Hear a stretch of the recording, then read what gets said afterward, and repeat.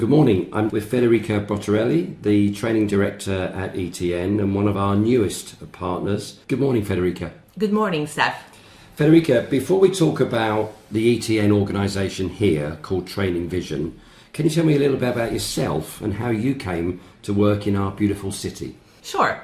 I have arrived here in Portsmouth in 2011 because actually I was a beneficiary of one of the European projects that at the time was called Leonardo da Vinci. And I've done the selection in Italy after my graduation in human resources, and then I won the scholarship. And Training Vision was the organization that hosts me for my work experience in here.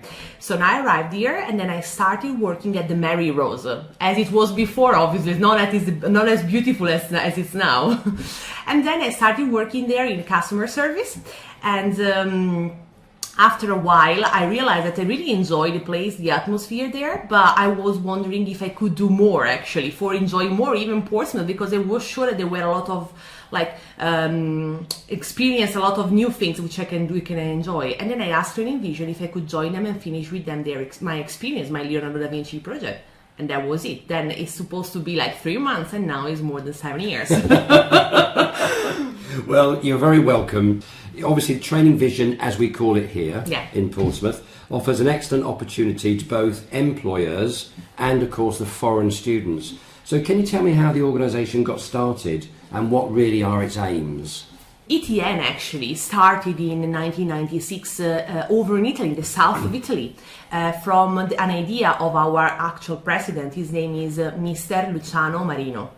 And the vice president of ETN, his name is Francesco Di Bello. They started writing European projects after their graduation. After they finished their graduation, they were like, okay, what can we do now? Rather than being employed for a random company, they said, okay, let's do something different. Let's try to make a difference in our country. And so they started writing European projects. And the Training Vision, in particular, as part of ETN, has been born in 2009 here in Portsmouth. The reason why it has been born here is simply because our president, Mr. Marino, was studying English in Portsmouth, and he's got a great memories about Portsmouth. He said it would be a perfect destination for our students. So that's how it was born. What we do? Well, actually, we work with European students. So what does that mean? We host students who are beneficiary of an Erasmus Plus grant. So schools or institutions all over Europe, they write European projects. We support them writing, we give them idea, we give them help in proper writing. Then they submit their application, and then if they are lucky enough or their project is good enough, they pass that, and then they got the money, let's say, from the financial grant from the European Union. And then we host them. We host them here in UK, like in Portsmouth. We've got another branch in Bournemouth, which is still called Training Vision. But then we've got other agencies around Europe. We are in Germany, we are in Bulgaria, we are in Italy, of course, we are in Spain. And also we are thinking to expand our horizon till international, but it's too early to talk about that now. It's amazing when you consider just how many students you also bring in, and we'll talk about that a little bit later.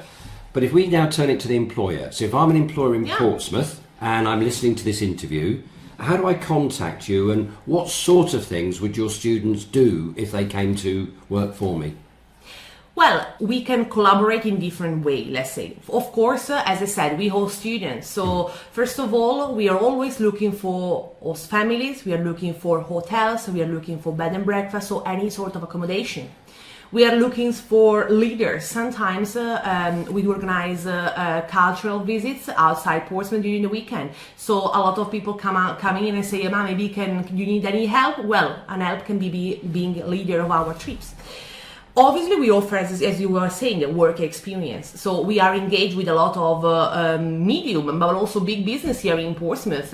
You can just come to us, or we can come to you and asking if you can possibly need a work placement. We need a student for a work placement, and we offer the help of a European student. So from the company side, it's free.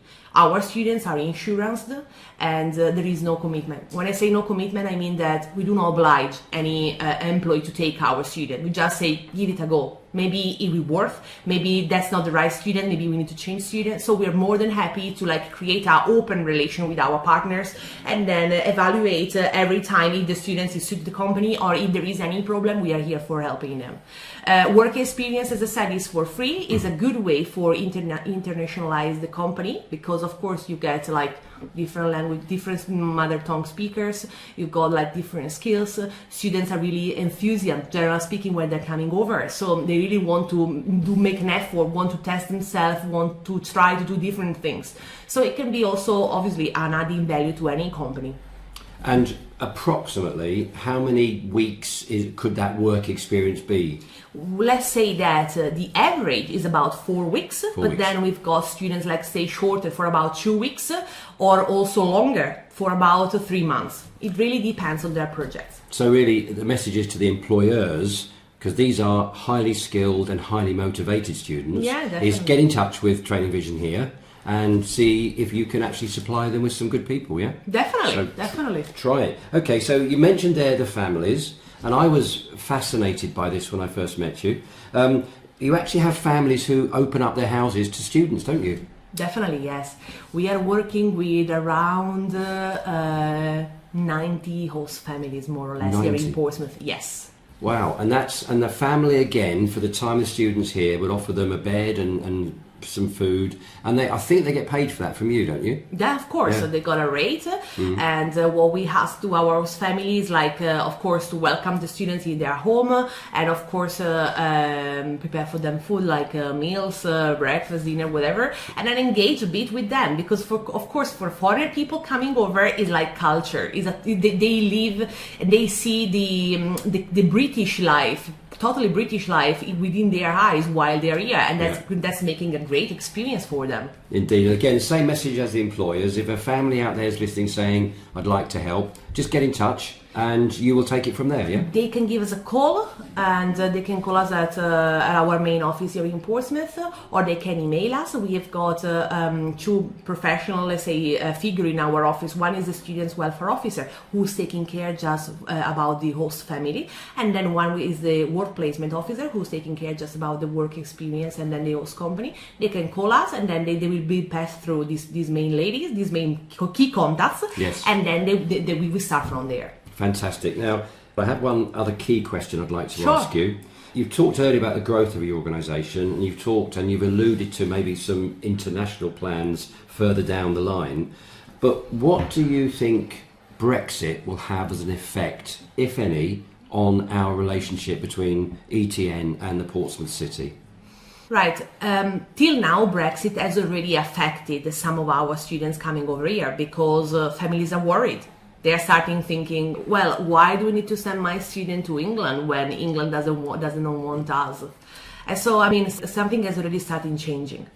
I think that since the time I'm here actually in Portsmouth, I never find somebody who was reluctant to talk with me or to deal with us or to deal with Training Vision because it was foreigner. Actually, it was opposite way around. So I do believe that if the Erasmus Plus will carry on, and or if we are putting our services on an international level, and we will also hear students from like the international side, I believe that here in Portsmouth we wouldn't find any major difficulties. That's what I really think. Thank you for becoming a shaping partner. I'm looking forward to working with you over the coming months, and for today, thank you very much indeed. Thank you, my pleasure.